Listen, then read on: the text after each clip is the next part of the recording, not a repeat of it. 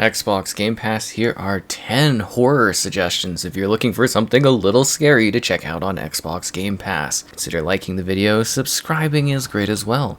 And if you are grabbing Xbox Game Pass, consider using the affiliate link in the video description taking you to the Microsoft Store, which supports content on the channel.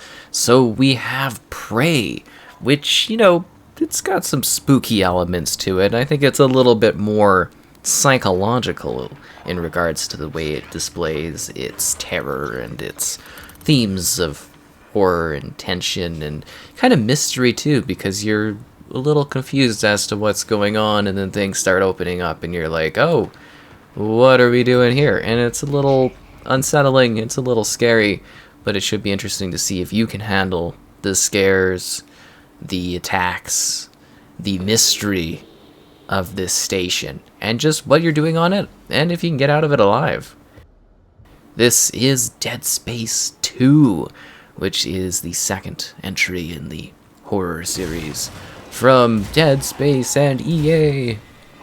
Challenge every necromorph. Anyways, yeah, this one actually has a FPS boost, which helps a lot in regards to the quality and the fluidity of the experience on the modern Xbox Series console platforms. So yeah, you will awaken in a terrible place, and you will deal with even more terrible things, more so than you had dealt with in the first Dead Space, and you will just be trying to survive as this engineer that is now a little more battle-hardened, I'd say, and maybe also a little bit more confident, but also just completely losing his mind as scares, terror, and jumps come from literally everywhere, as you are literally just trying to survive in a situation you very likely do not want to be a part of. So yeah, this one's got some scares to it. This is Dead by Daylight. Dead by Daylight. So this is an asymmetrical multiplayer experience where you're either playing as one of the survivors versus one killer. That's right, a killer is trying to take you out, and you as the survivors are trying to fix the generators and escape.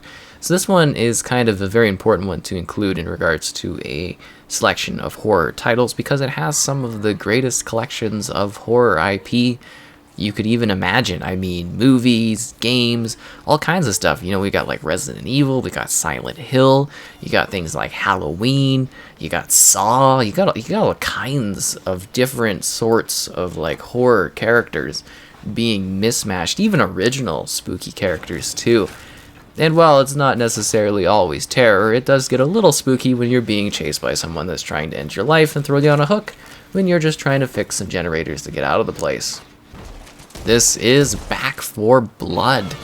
You're going to be working together in a cooperative experience to battle hordes of zombies, or well, they've got special names or whatever, but it's the undead. It's like a successor to, well, basically Left 4 Dead. Left 4 Dead 3 and all but the name. And you are working in order to survive the various levels and challenges that are kind of in the way. There's a lot of blood, there's a lot of creatures, there's a lot of challenges that await you as you just try to make it to that next level. You can also amp up the difficulty a bit more too if you'd like. Improve your characters with interesting card systems that you gather and use throughout the match. And you will definitely be having some trials as you attempt to make your way through the various maps that are present. Some of them a little spookier than others, but you gotta come back and make it through. This is the Texas Chainsaw Massacre. Another asymmetrical multiplayer experience. You will be either a group of the family or a group of the victims. The victims are trying to figure out a way to escape a selection of iconic areas from the Texas Chainsaw Massacre series, whereas the family is trying to hunt them down and kill them, which, makes a lot of sense. You will be working your way up from a creepy basement if you're the victims, eventually getting to the upstairs level and trying to hide, trying to solve the various locked places that are all around you, and trying to evade the family that is after you, because, obviously the family wants to end your life, and you want to escape, whether that's alone or with the group of other victims that are around you. It's actually kind of an interesting take on the asymmetrical multiplayer experience. This is Doom 3, which is a bit of a classic horror survival sort of experience on Mars. That's right, you are this Marine coming onto Mars to do your job, and everything just goes haywire, and you are just trying to survive. There are many terrifying things to see. There are literally demons and other demonic presences throughout your experience, whether you're playing the core campaign or any of the extras. And yeah, you are just trying to make it out alive. You've got your handy dandy flashlight, which will illuminate your targets a little bit, but you might not like what your targets actually look like once you do illuminate them.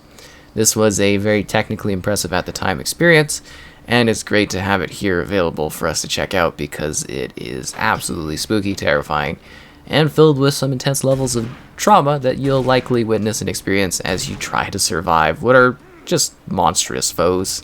This is Gears of War. Kind of, maybe the first entry, Ultimate Edition would probably be the way to go, but anything in the franchise, as you may not think of it, but yeah, the Gears of War franchise is actually pretty horrific.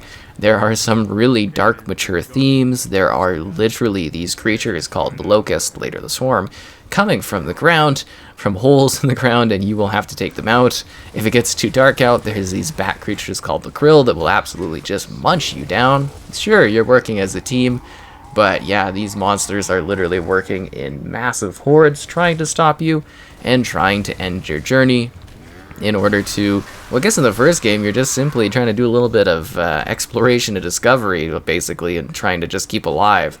But yeah, as the series continues, you just get to deal with some absolutely scary and terrifying themes, and it's really quite atmospheric. I gotta say, this franchise does at times nail the scary bits quite well and effectively. This is State of Decay 2.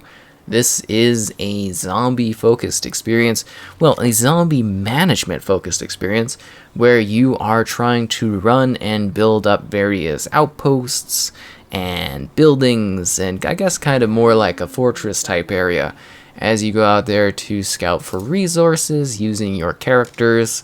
If you die, you kinda die, and there's all these different ways to play. It's expansive. They've done great jobs in regards to supporting this game in the long term. It is filled with content and also some really terrifying moments, as while you think you might be safe, things can take a really, really bad turn very, very quickly, and you won't be sure if you're going to make it out alive.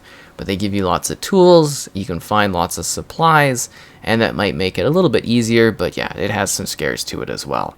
Speaking of something terrifying, this is The Evil Within, which is a very sort of like cinematic almost focused game of terror, messed up situations, shocking scenes, and you are just trying to make heads or tails of what's really going on. You might think that you're safe in a given situation, but very likely there will be something monstrous right around the corner. Don't forget to burn the things you knock down, otherwise they might be coming back up to get you. And yeah, this game definitely does deliver on some good spooky moments. It really is quite messed up looking. It's got some neat aesthetics to it. And yeah, The Evil Within and the series overall is just really quite an exciting, terrifying, and just psychologically damaging sort of thing. So good luck surviving within The Evil Within. Alice Madness Returns. So this one has some really dark themes to it. It's a 3D platformer with some like shooting mechanics to it as well, and combative things, as you return to this world of absolutely just darkness and just some messed up spots and places. Like thematically, this game is just really, really hardcore, and some of the stuff you take is just, it's Wonderland, but so grim and sorrowing. And you get both the games within this game too, so you can play both of them, which is pretty awesome. So again, liking the video is great, subscribing is great as well. If you are grabbing anything on Game Pass, again, consider using that affiliate link in the video description. And hopefully you found something spooky, terrifying, and just really unsettling to play, while also maybe having a little bit of fun in the process as you explore more of what Game Pass has to offer.